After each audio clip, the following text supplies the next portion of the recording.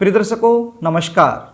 मैं पंडित G S Kaushik आपका स्वागत करता हूं आपके अपने YouTube चैनल जी एस घृत कौशिक में।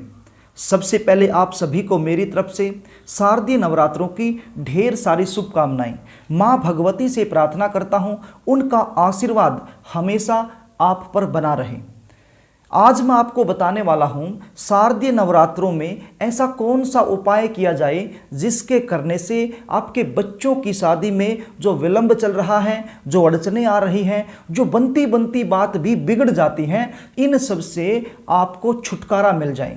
बच्चों की उम्र जब बढ़ जाती है, समय पर उनकी शादी नहीं हो पाती है, तो बच्चे परेशान हो जाते हैं और बच्चों से अधिक परेशान हो जाते हैं माता पिता। कई बार जन्म कुंडली में ऐसी सिचुएशन बन जाती है, हम बहुत सारा प्रयास करते हैं, बहुत ज़्यादा कोशिश करते हैं, फिर भी हमें सफलता नहीं मिल पाती है।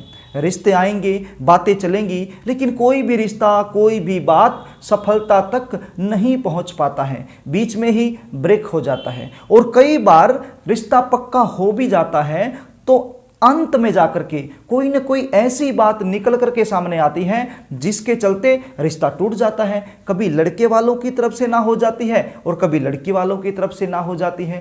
प्रिय दर्शकों, देखने वाले आएंगे, देख करके चले जाएंगे, किसी भी प्रकार का पॉजिटिव रिप्लाई उनकी तरफ से हमें मिल नहीं पाता है, या फिर हमें अपने मन मुताबिक अच्छा रिश्ता मिल नहीं पाता है। बच्चों की उम्र लगातार बढ़ती जाती है, बच्चे 25 साल के हो जाते हैं, 28 साल के हो जाते हैं, 30 साल के हो जाते हैं, और कुछ बच्चे तो ऐसे भी हैं जो 35 और 38 साल के हो चुके हैं और अभी तक उनकी शादी नहीं हुई है। तो ऐसी अवस्था में सबसे ज़्यादा परेशान हो जाती है माँ को तो भूख लगना भी बंद हो जाता है, चिंता में रहती है दिन और रात बच्चों की शादी को लेकर के। यदि आपके साथ ये समस्याएं चल रही हैं, आप भी इन समस्याओं से जूझ रहे हैं, तो इस वीडियो में आप मेरे साथ अंत तक जरूर बने रहें, क्योंकि आज मैं बड़ा ही सरल, सटीक और कारगर उपाय आपको बताने वाला हूं। दर्शकों, कार्यक्रम को आगे लेकर के चलो। इससे पहले आपसे निवेदन करना चाहूँगा, यदि आप चैनल पर नए हैं और अभी तक आपने चैनल को सब्सक्राइब नहीं किया है तो चैनल को सब्सक्राइब जरूर कर लें, बेल आइकन को भी प्रेस कर लें, ताकि हमारी आने वाली इसी प्रकार की नई वीडियो का नोटिफिकेशन आपको मिल सके और सबसे पहले वो वीडियो आप देख पाएं। तो प्रिय दर्शकों, ये तो आप जानते ही हैं, शारदीय नवरात्रि चले हुए हैं। शास्त्रों की मान्यता के अनुसार माँ दुर्गा के 9 रूप बताए गए हैं। प्रत्येक नवरात्रि के दिन माता के अलग अलग रूप की पूजा की जाती है। आज हम बात करेंगे नवरात्रि के 5वें दिन की। नवरात्रि के 5वें दिन माँ स्कंद माता की पूजा की जाती है। तो माँ स्कंद माता की पूजा आपने किस प्रकार से करनी है, कौन से मंत्र का जाप करना है, कौन सा पुष्प स्कंद माता को अर्पित करना है और कौन सा भोग आपने देना है जिसके करने से आपके बच्चों की शादी में जो विलंब चल रहा है उससे आपको छुटकारा मिल जाए। तो प्रिय दर्शकों, सुबह आपने जल्दी उठना है, स्नान आदि से निवृत्त हो करके या तो पीले रंग के वस्त्र धारण करने हैं या लाल रंग के वस्त्र धारण करने हैं। ये सब करने के बाद आपने माता दुर्गा के सामने बैठ जाना है। अपने हाथ में थोड़े से फूल लेने हैं, थोड़े से चावल लेने हैं और हाथ जोड़ करके सबसे पहले माँ स्कंद माता का आपने ध्यान करना है। किस प्रकार से करना है? ओम या देवी सर्वभूतेषु स्कंद माता रूपेण संस्थिता नमस्तस्यै नमस्तस्यै नमस्तस्यै नमो नमः। इस प्रकार से आपने माँ स्कंद माता का ध्यान करना है। उसके बाद जो फूल और चावल आपने अपने हाथ में लिए हैं वो माता रानी के चरणों में छोड़ देने हैं। उसके बाद आपने शुद्ध जल से माता रानी को छींटा देना है। उसके बाद जो पंचामृत आपने तैयार किया हुआ है उसके साथ छींटा देना है और दोबारा से फिर आपने शुद्ध जल से छींटा देना है। उसके बाद आपने माता रानी को वस्त्र अर्पित करना है। अब वस्त्र कौन सा करेंगे? जो कलावा होता है ना, जो हाथ को बांधते हैं रक्षा सूत्र के रूप में, उसका एक धागा ले लीजिए और जिस प्रकार से माला पहनाते हैं इसी प्रकार से आप वो माता रानी को पहना दीजिए वस्त्र के रूप में। तो प्रिय दर्शकों, इसके बाद आपने करना है माता रानी को तिलक। तिलक करने के बाद आपने माता रानी को पुष्प अर्पित करना है। फूलों की माला पहना सकते हैं या फिर खुले पुष्प भी आप माता रानी के चरणों में रख सकते हैं। मां स्कंद माता को पीले रंग के फूल अति प्रिय हैं, तो पीले रंग का फूल गेंदे का भी होता है, आप गेंदे का फूल भी चढ़ा सकते हैं, या पीले रंग का कोई और फूल हो वो भी आप माता रानी के चरणों में अर्पित कर सकते हैं। इसके बाद आपने माता रानी को धूप और दीप दिखाना है। इसके बाद आपने माता रानी को मीठा चढ़ाना है। मीठे में आप मिश्री दाना चढ़ा सकते हैं, या कोई और मीठा आपने लेके आए हैं, कोई मिठाई है वो भी आप माता रानी को चढ़ा सकते हैं। इसके बाद आपने माता रानी को फल अर्पित करने हैं। आप 5 प्रकार के फल भी अर्पित कर सकते हैं और 1 प्रकार के फल भी अर्पित कर सकते हैं।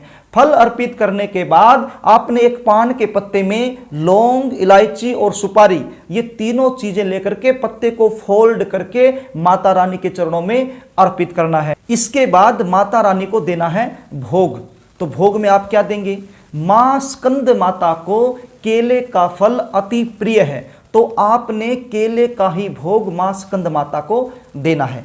अब ये केले कितने अर्पित करेंगे, इसको थोड़ा सा ध्यान से सुन लीजिए। जिस लड़के और लड़की की शादी नहीं हो रही है, जिसकी जल्दी शादी के लिए ये प्रयोग हम कर रहे हैं, तो उनकी उम्र के अनुसार ही हमने केले अर्पित करने हैं।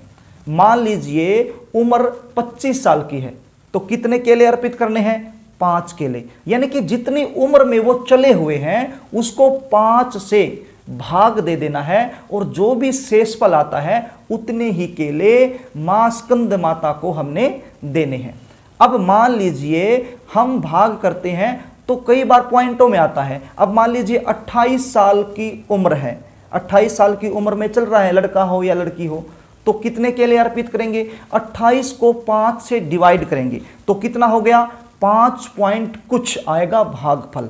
तो पॉइंट के पीछे की जो संख्या है उसको भूल जाइए, और पॉइंट से आगे की जो संख्या है उसको ही याद रखिए, और उतने ही केले आपने माता रानी के चरणों में अर्पित करने हैं। अब मान लीजिए बच्चे की उम्र 20 साल से लेकर के 24 साल तक है, तो आपने 4 केले ही अर्पित करने हैं।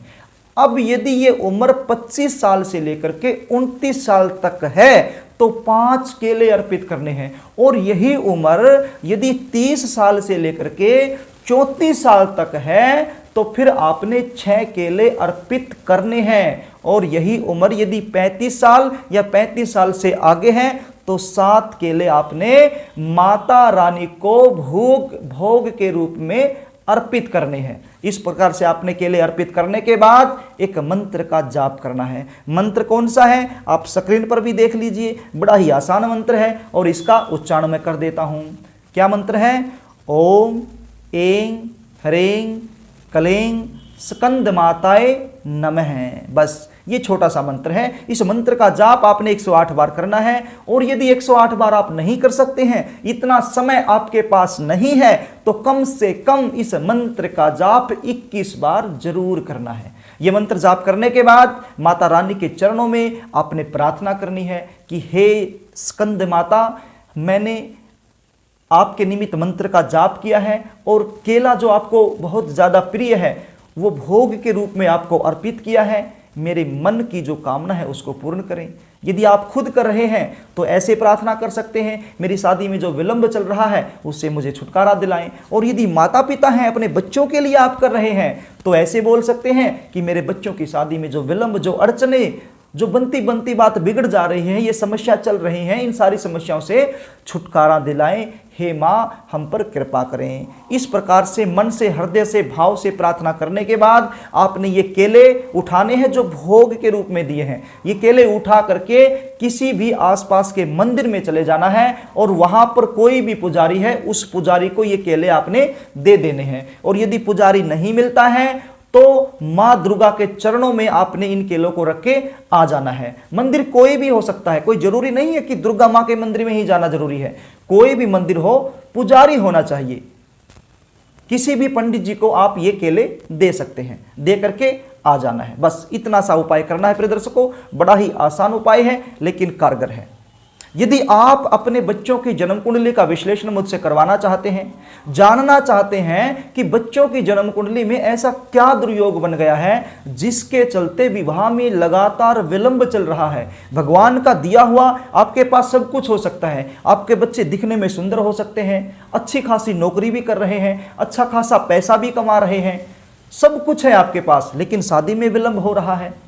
तो यदि आप अपने बच्चे की जन्म कुंडली का सटीक विश्लेषण मुझसे करवाना चाहते हैं तो स्क्रीन पर दिए गए व्हाट्सएप नंबर पर आप अपने बच्चे की जन्म डिटेल मेरे पास भेज सकते हैं और मेरी सहायता ले सकते हैं। तो प्रदर्शकों, यदि कार्यक्रम आपको अच्छा लगे तो वीडियो को लाइक कर देना, शेयर कर देना, कमेंट भी जरूर कर देना। देखिए, शारदीय नवरात्रे चले हुए हैं, कमेंट बॉक्स में जय माता दी जरूर लिखें और अभी तक यदि चैनल को सब्सक्राइब नहीं किया है तो चैनल को सब्सक्राइब जरूर कर लें।